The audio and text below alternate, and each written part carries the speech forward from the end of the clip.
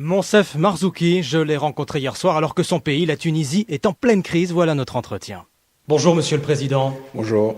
La semaine dernière, un kamikaze s'est fait sauter sur une plage à Sousse. Est-ce que vous craignez d'autres attentats ? Écoutez, d'abord, il faut dire que cette personne n'a pas pu achever son projet puisque la police l'avait repéré, et c'est parce que la police l'avait repéré qu'il s'est fait exploser et sans faire aucun mal. Je peux vous dire qu'aujourd'hui, que les bandes terroristes, on est en train de les démanteler les unes après les autres et que les coups que leur porte l'armée sont des coups très sévères. Bien sûr, on peut se demander d'où est-ce que ça vient, ces groupes terroristes. La Tunisie est un pays tranquille, elle l'est encore, mais malheureusement, nous vivons dans une zone extrêmement instable. Nous payons le prix de ce qui se passe au Mali, de ce qui se passe en Libye, de ce qui se passe en Syrie.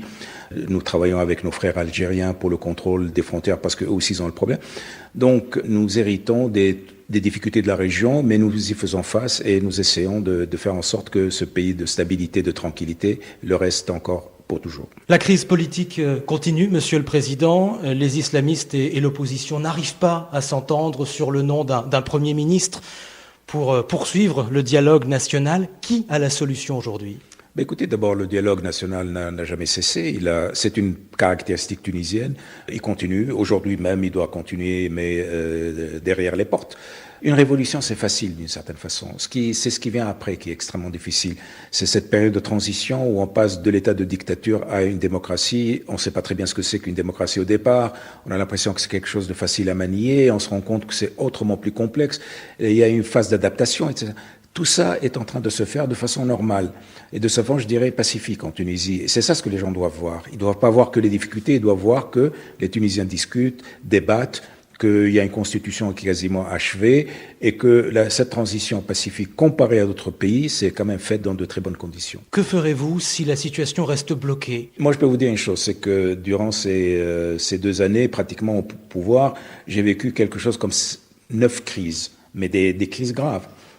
Je vous donne juste un exemple. Après l'assassinat terrible de Chokri Belaïd, le pays était littéralement au bord du gouffre. Mais ensuite, tout le monde s'est repris. Le 25 juillet, quand il y a le 2e assassinat, là aussi par provocation, parce que c'est toujours la même chose. Dès que la Tunisie avance, hop, on fait un attentat pour que justement le processus n'avance pas. Là aussi, le pays s'est repris. Nous sommes un pays sage. Et il y a une classe politique sage. Et c'est cette sagesse et cette modération des Tunisiens qui me font, en tout cas moi, qui me permettent d'être extrêmement optimiste. En même temps, nous entendons la colère des Tunisiens qui disent, en assistant à ces batailles politiques, nous n'en pouvons plus. Nous voulons que les choses avancent. Imaginez-vous comme je les comprends, que le peuple puisse redescendre dans la rue comme il l'a fait au moment de la Révolution. Non. D'abord parce que au moment de la Révolution, le peuple est descendu contre un gouvernement corrompu, des voleurs, des gens qui n'étaient pas représentatifs.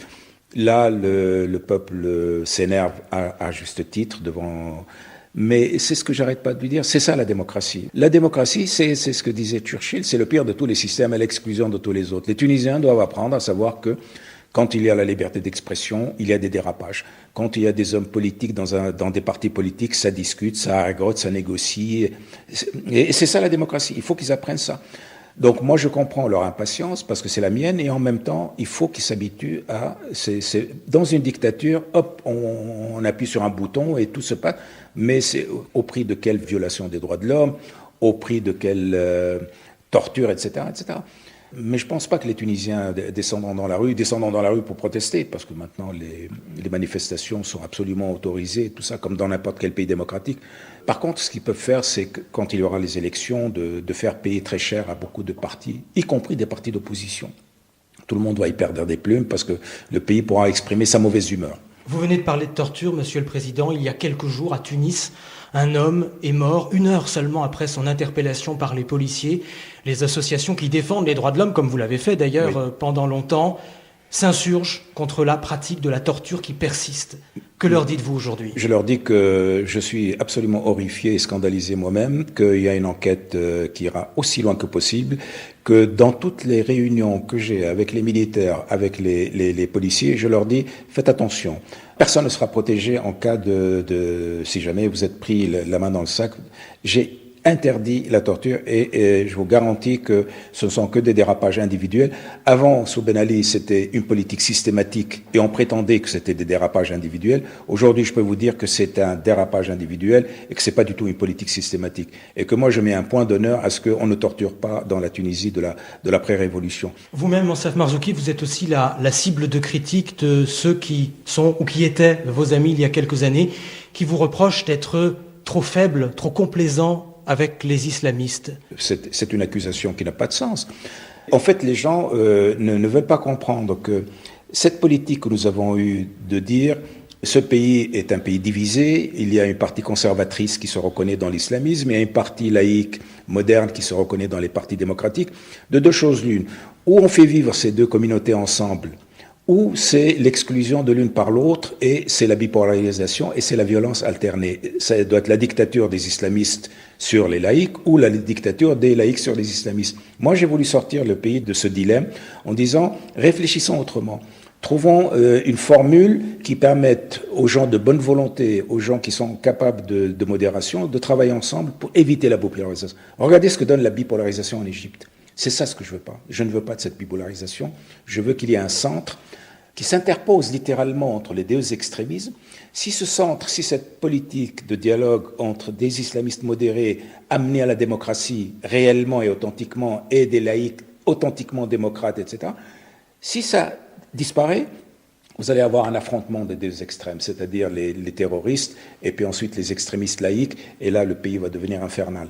Donc voilà, c'est pas une question de faiblesse, c'est pas une question d'opportunisme, c'est une pensée politique largement réfléchie, discutée et qui permet aujourd'hui à la Tunisie justement de survivre à tous ces attentats terroristes. S'agissant de l'influence du poids de l'islamisme, Monsieur le Président, un nom revient régulièrement, celui de Jaber Mejri, qui sur Internet a dessiné des caricatures de Mahomet, a écrit des textes aussi, et qui a été condamné à 7 ans de prison pour cela. Quand allez-vous le faire libérer ? Je vais le faire libérer. J'attends simplement une accalmie politique. Parce que actuellement, il y a des tensions énormes, il y a ce combat contre le terrorisme, etc. Et je ne veux pas que cette libération puisse soulever des débats. Etc. Mais je vais le libérer. Je cherche simplement la bonne fenêtre de lancement, à la fois pour sa sécurité et pour la sécurité du pays. Monsieur le Président, on vous a entendu sur France Info plusieurs fois. Dès le début de la Révolution, à l'époque, vous étiez une figure connue de l'opposition au régime de Ben Ali. Qu'y a-t-il de cet opposant en vous aujourd'hui alors que vous êtes à la tête de l'État tunisien ? Écoutez, je suis resté le même. Je n'ai pas changé de paradigme, je n'ai pas changé d'avis, mais j'ai quand même beaucoup mûri. Les 2 dernières années m'ont montré l'extraordinaire complexité, la différence entre être dans l'opposition et avoir des conceptions, disons, un peu simples, et d'être au pouvoir. Quand vous êtes aux manettes, vous voyez les résistances, vous voyez la complexité, vous voyez la difficulté, vous voyez les surprises. Donc, on mûrit, on devient un peu plus, je dirais pas sceptique sur sa propre capacité de changer les choses, mais l'essentiel, c'est de ne pas se décourager. Parce que le pouvoir, c'est aussi paradoxal que cela puisse paraître, c'est l'expérience de l'impuissance aussi, d'une certaine façon. C'est-à-dire que, par exemple, vous me parlez de ce cas de torture. J'ai pourtant interdit qu'il y ait de la torture. Je déteste la torture. Je fais tout pour qu'il n'y ait pas de torture. Mais malgré tout, il y a quand même de la torture. Donc c'est à ce moment-là que vous mesurez que entre ce que vous voulez, entre la façon dont la réalité va réagir à ce que vous voulez, il y a une marge de sécurité. Je ne veux pas excuser ici les hommes de pouvoir, etc. Mais j'ai dit qu'il faut les comprendre. Que les meilleurs, les plus disposés, les plus honnêtes, les plus intègres, etc., sont face à des réalités d'une complexité, d'une lourdeur, d'une résistance telle que on ne peut pas demander aux hommes politiques de faire des miracles. C'est trop leur demander. Les miracles, il faut les demander à Dieu. Merci, Monsef.